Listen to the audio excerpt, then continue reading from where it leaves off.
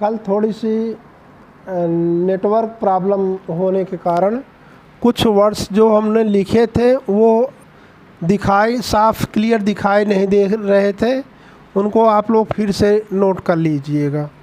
ठीक है, हम बता दे रहे हैं क्वेश्चन और उसका आंसर। नंबर 1 था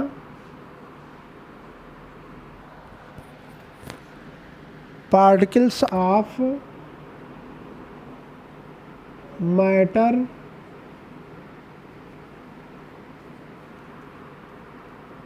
moving continuously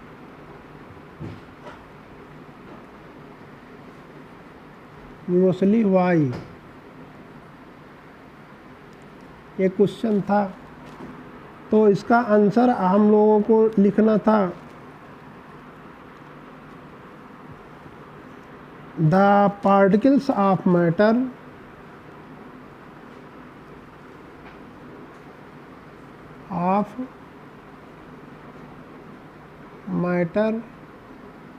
have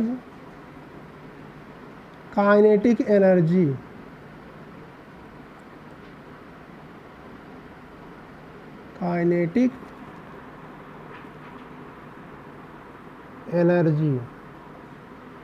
due to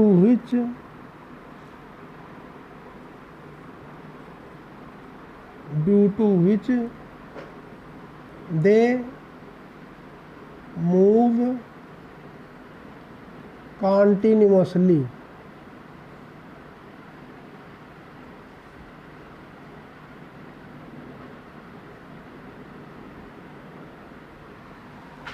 ठीक है।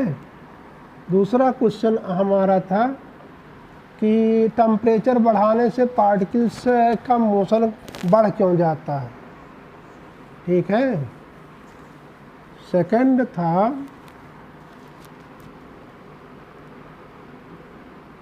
Why do the motion of particles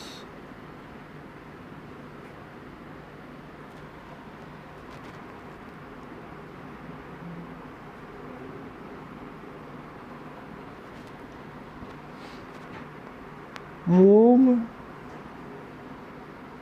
fastly on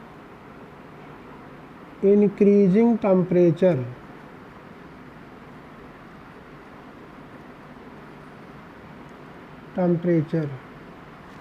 तो इसका आंसर था on increasing temperature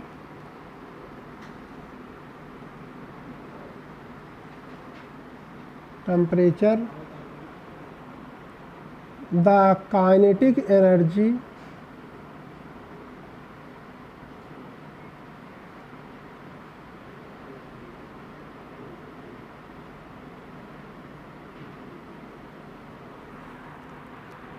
of particles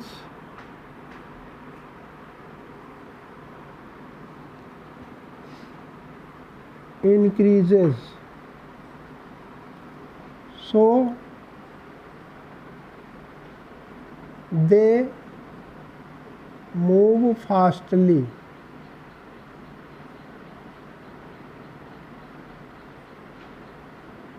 ये था। ठीक है। कल में जो दिक्कत आई थी अगर वो समझ गए हो तो ठीक है, नहीं तो उसी का ही ये आंसर है। आज आप लोगों को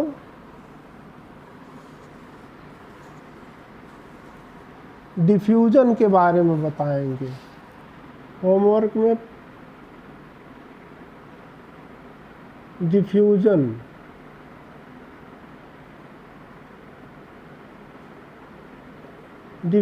को पहले तो हम लोग एक एक्सपेरिमेंट से हम लोग देखते हैं।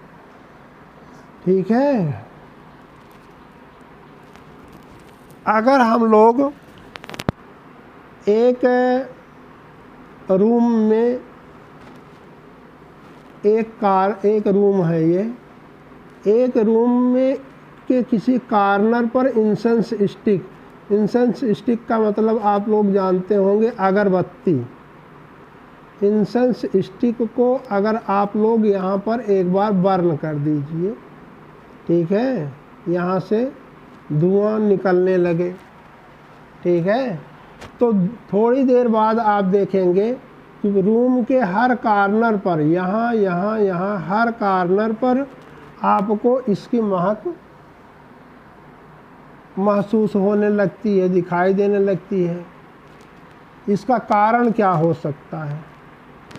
इसका कारण ये हो सकता है कि इंसेंस स्टिक की ये जो स्मोक है, स्मोक एक मैटर है, मैटर वो उसमें पार्टिकल्स हैं और वो पार्टिकल्स कॉन्स्टेंटली मोशन करके one place to another place जा रहे हैं, पूरे रूम में फैल रहे हैं, ठीक है। तो यहाँ पर आप आंसर दे सकते हैं क्योंकि पार्टिकल्स आर कॉन्स्टेंटली मूविंग, इसलिए ऐसा हो रहा है। लेकिन इसके साथ आप एक चीज़ और देख रहे हैं कि यहाँ पर एक मैटर पहले से था, वो था एयर, और उसी एयर में ही स्मोक के पार्टिकल इंटरमिक्स हो गए। उसी में एयर के पार्टिकल्स में ही के बीच में जो खाली जगह थी, उसी खाली जगह में ही स्मोक के पार्टिकल्स पूरा फिल हो गए, ठीक है। और दूसरा आप लोग देख लीजिए, इंक आप जानते हैं, आप एक कंटेनर में वाटर ले लीजिए, ठीक है, वाटर के ऊपर आप ड्राई इंक डाल दीजिए, ड्राई इंक का आप क्रिस्टल डाल करके छोड़ दीजिए, तो आप धीरे धीरे देखेंगे कि यहाँ से कुछ पार्टिकल्स नीचे की ओर जा रहे हैं, ठीक है, और पार्टिकल्स जिधर जा रहे हैं उधर, मान लीजिए ये जो इंक था वो ब्लैक कलर का था, तो ये वाटर भी ब्लैकिश होता चला जाएगा। कुछ समय के बाद आप देखते हैं कि पूरा का पूरा वाटर ब्लैकिश हो जाता है, पूरा का पूरा वाटर आपको कैसा दिखाई देगा? ब्लैकिश दिखाई देगा, क्योंकि इसमें पूरे वाटर में ब्लैक कलर के इंक के पार्टिकल्स डिस्ट्रीब्यूट हो गए, ठीक है। इसमें अगर आप देखिए तो पहले जो इंक के पार्टिकल्स थे यहाँ पर थे, इस जगह पर इंक के पार्टिकल्स थे और इस पूरी जगह पर वाटर के पार्टिकल थे। यहाँ इंक पार्टिकल और यहाँ वाटर पार्टिकल। थोड़ी समय के बाद यहाँ पर इंक के पार्टिकल नहीं रह गए, वाटर के पार्टिकल, जहाँ पर इंक के पार्टिकल थे वहाँ वाटर के पार्टिकल आ गए और इंक के पार्टिकल वाटर पार्टिकल के अंदर डिस्ट्रीब्यूट हो गए। यानी इसका मतलब दोनों एक दूसरे में इंटर मिक्स हो गए। तो यह इंटर मिक्सिंग किसके कारण से हुआ? यह इंटर मिक्सिंग हुआ इन्हीं पार्टिकल के मोशन के कारण।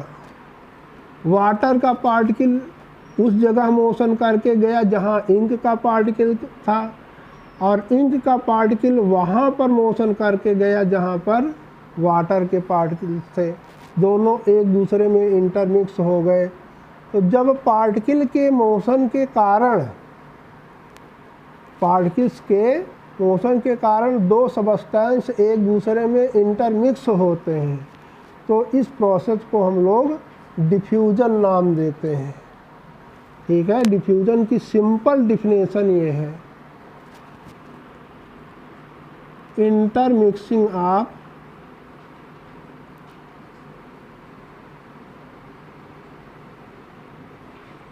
of two substances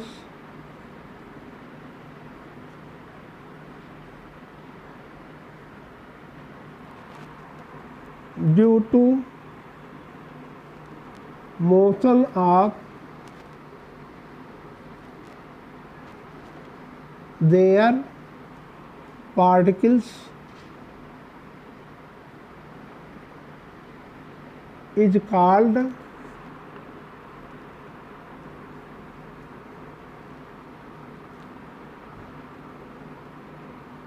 diffusion.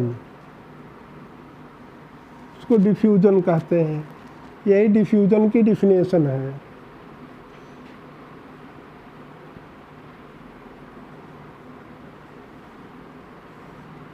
ठीक है।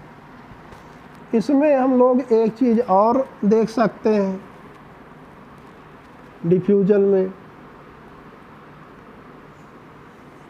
डिफ्यूज़न की डिफिनेशन आप देख लिए, टेल करेंगे क्योंकि डिफ्यूज़न बहुत इम्पोर्टेंट टॉपिक है। ठीक है, इसको अगले वीडियो में हम डिटेल करेंगे। ठीक है, आज केवल आप डिफ्यूज़न की डिफिनेशन एकदम 100% जैसा बताया गया है वैसा एकदम तैयार कर लीजिए आप लोग।